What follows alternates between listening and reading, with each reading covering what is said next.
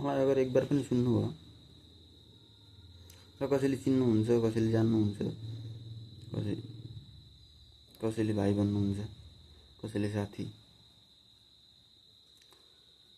त सोच्नुहुन्छ भनेदेखि एउटा कुरा गर्छु म, होइन?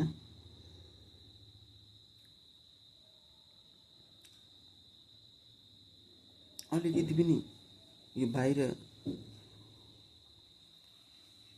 बाहिरदेखि जुन तपाईँलाई पहिचान दिएको छ,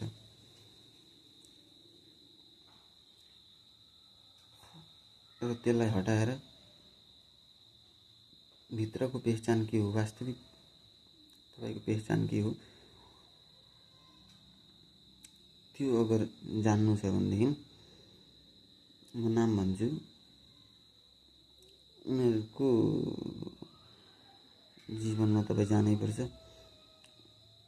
उनीहरूको ग्रन्थ, उनीहरूको किताब पढ्नैपर्छ।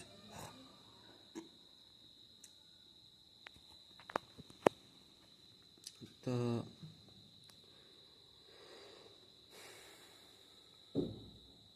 धेरै छन्, 10-12 जना छन्।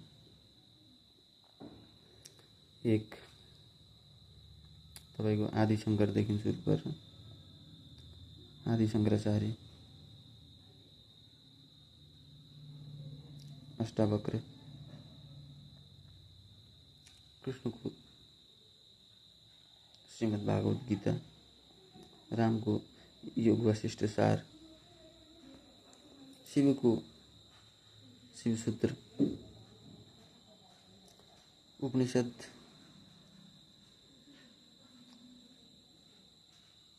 जितु कृष्णमूर्ति, बुद्ध, क्राइस्ट, महावीर, रमण महर्षि, अनि आउँछन् फेरि हाम्रै युगका आचार्य रजनीश ओशो, अनि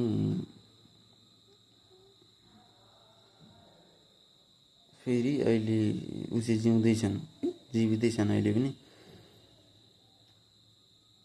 उनको नाम हो आचार्य प्रशान्त। फेरि सुन्नु होला, किनकि उसी जीवित नै छन्, आचार्य प्रशान्त।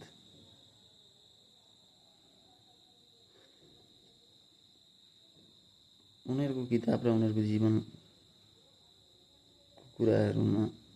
कुराहरू जान्नु कोसिस गर्नु,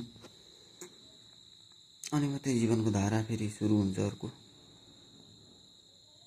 धन्यवाद।